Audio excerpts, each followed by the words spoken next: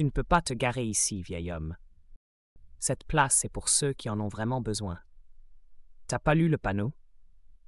La voix de l'agent de police, tranchante comme du verre brisé, fendit l'air frais de l'automne. Marcel Duvivier, 78 ans bien porté, au dos cabossé de douleurs anciennes, sursauta. Sa camionnette bleue délavée, usée mais vaillante, son seul lien véritable avec le monde extérieur, était déjà en train d'être accroché par le dépanneur. Les roues avant flottaient au-dessus du bitume.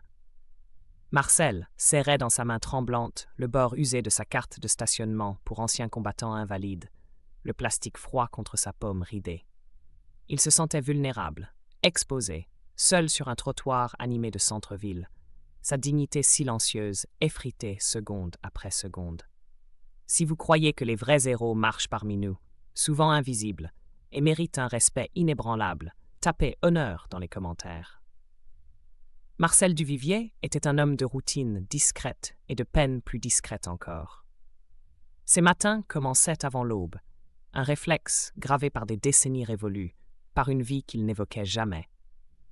Il préparait son café trop léger, comme le lui reprochait jadis sa défunte Jeanne, et s'asseyait près de la fenêtre de son modeste appartement, propre comme une salle d'opération, à regarder la ville s'éveiller. L'odeur d'encaustique et de vieux livres flottait chez lui, un contraste saisissant avec le métal brûlé et la terre mouillée des tranchées qui parfois hantaient encore ses rêves. Sa camionnette, un peu cabossée mais entretenue avec soin, n'était pas un luxe. C'était sa liberté. Elle le menait à ses rendez-vous médicaux à l'ONAC, au petit parc où il nourrissait les pigeons, à l'épicerie où il achetait juste de quoi vivre seul.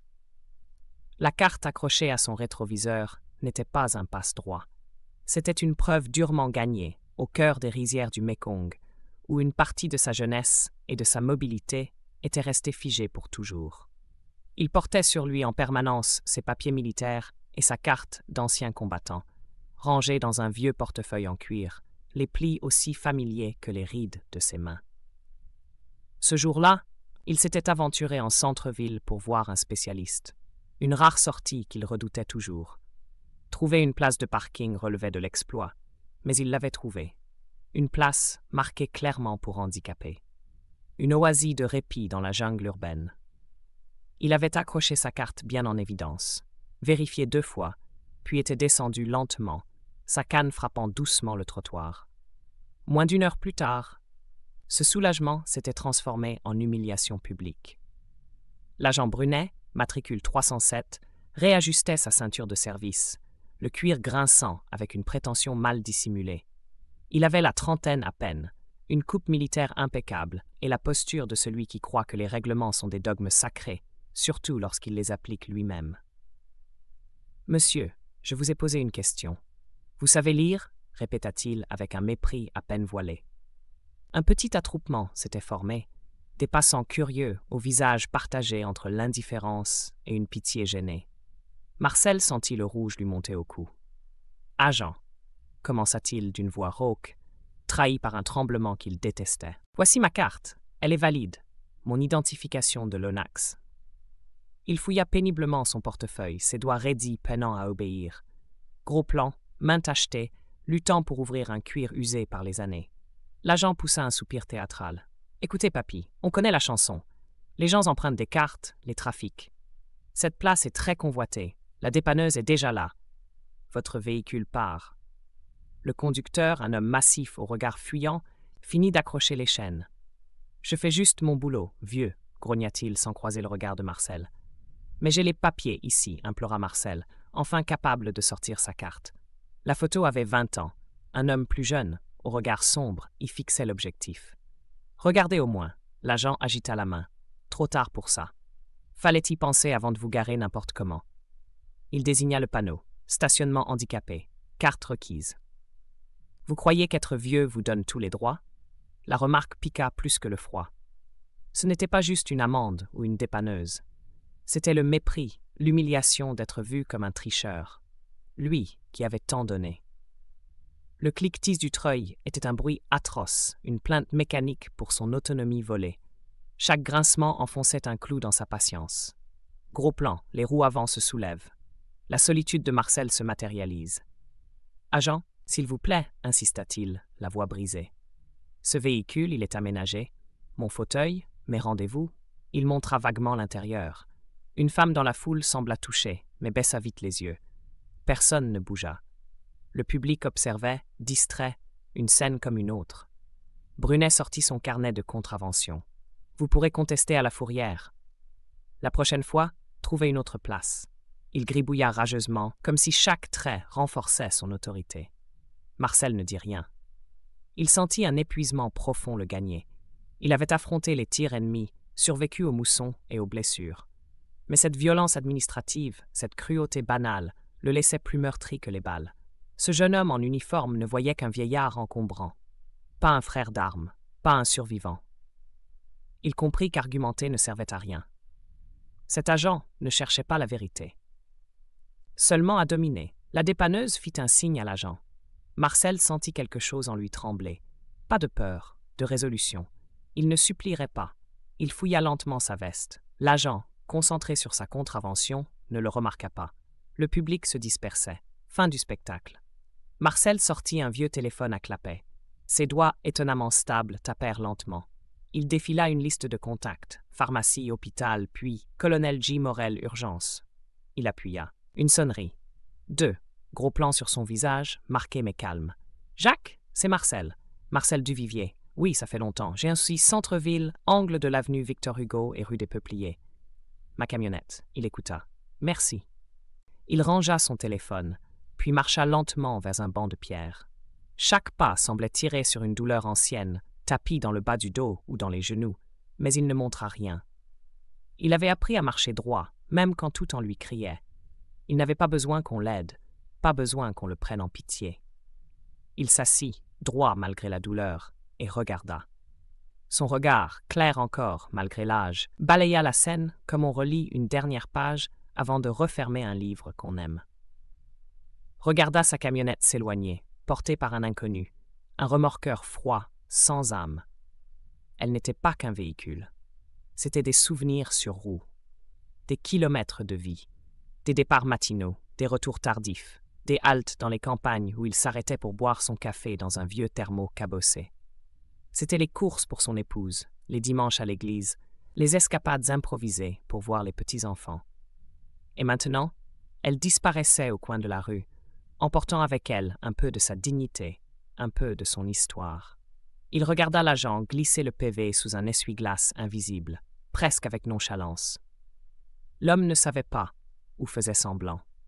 Il ne voyait pas le poids de ce qu'il venait d'accomplir.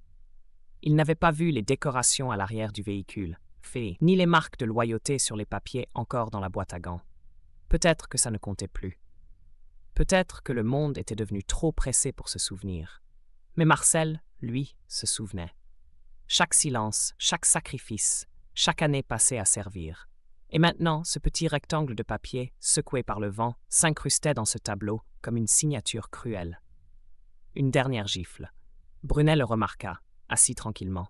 « Vous abandonnez déjà ?»« Bonne décision. » Il sourit, triomphant, et retourna vers sa voiture, sans se douter de ce qui allait suivre. Marcel attendait. Le vent jouait dans ses cheveux gris, puis un son nouveau coupa le tumulte urbain.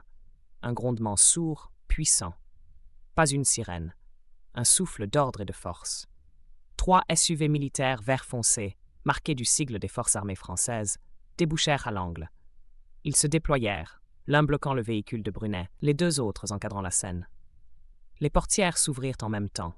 6 militaires en uniforme de cérémonie descendirent, impassibles, impeccables. Puis, du véhicule central, sortit un homme dont la simple posture imposait silence. Grand, les épaules larges, uniforme irréprochable, les galons d'un colonel brillant sous la lumière. C'était le colonel Jacques Morel. Il balayait la scène du regard, l'agent, l'emplacement vide. Puis ses yeux s'adoucirent à la vue de Marcel. Il s'approcha. « Reste assis, Marcel, dit-il d'une voix douce mais ferme. Il s'arrêta devant lui et salua net. « Monsieur Duvivier, c'est un honneur. » Marcel sourit faiblement. « Jacques, tu es venu. »« Tu as appelé, répondit Morel sobrement. Puis il se tourna vers l'agent Brunet, pétrifié. « Agent, colonel Jacques Morel, armée de terre. Souhaitez-vous m'expliquer pourquoi un vétéran décoré, titulaire de la Légion d'honneur et de la Croix de guerre, a vu son véhicule adapté être illégalement saisi sous votre autorité. Brunet blêmit. Colonel, je ne savais pas. Je croyais la carte douteuse. On a beaucoup de fraude. Morel l'interrompit d'un geste. Vous avez vérifié ses papiers? Vous avez demandé sa carte NAC? Vous lui avez offert la moindre once de respect? Ce monsieur est l'adjudant-chef Marcel Duvivier, retraité. Il a servi 25 ans. Blessé 3 fois, il a tenu un avant-poste sous le feu à Hué en 1968, sauvant son unité. Ses faits d'armes sont étudiés à Saint-Cyr. La carte que vous avez jugée douteuse lui a été délivrée pour des éclats d'obus encore logés dans sa colonne. Le dépanneur, revenu en voyant les SUV, baissa les yeux, penaud. L'air se chargea de respect silencieux. Un soldat fit un appel discret. 15 minutes plus tard, la camionnette de Marcel était de retour. Sous la supervision des militaires, elle fut délicatement déposée. Le colonel accompagna Marcel jusqu'à la portière. « On fera vérifier le véhicule. Adjudant-chef, dit-il doucement. Et cet incident sera traité au plus haut niveau. » L'agent Brunet fut convoqué sur le champ par un capitaine de police. Le ton était glacial. Brunet jeta un dernier regard vers Marcel, installé dans son siège.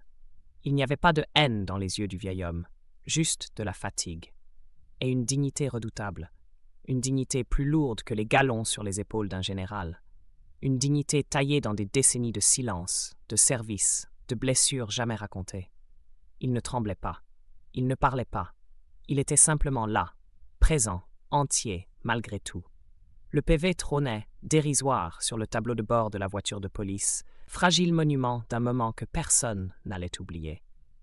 Les passants, nombreux désormais, observaient dans un silence respectueux. Même les enfants s'étaient tus. Les téléphones avaient cessé de filmer. On ne voulait pas interrompre cela. Ils avaient vu plus qu'un vieux monsieur humilié. Ils avaient vu la grandeur qui se cache sous des épaules courbées, la noblesse sans uniforme, la mémoire vivante d'un pays. Une femme essuya une larme discrète du revers de sa manche. Un homme, le béret serré entre les mains, baissa les yeux.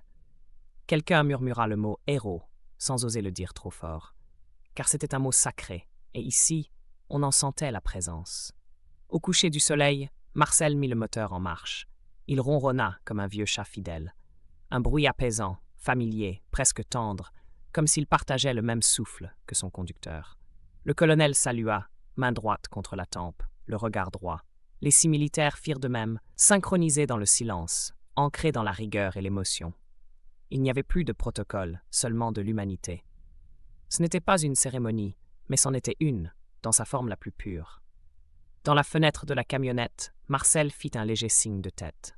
Pas un geste appuyé, pas une pause, juste une reconnaissance tranquille, pudique, un merci muet, un adieu peut-être. Les saluts restèrent figés. Le trottoir se transforma un instant en esplanade d'honneur, bordée par ceux qui savaient désormais, qui avaient vu, qui n'oublieraient pas. Même les feuilles arrêtèrent de tomber. Même le vent semblait retenir son souffle. Il partit, droit, sans regarder en arrière, car ce jour-là, il avait repris bien plus qu'une place de stationnement. Il avait repris son respect.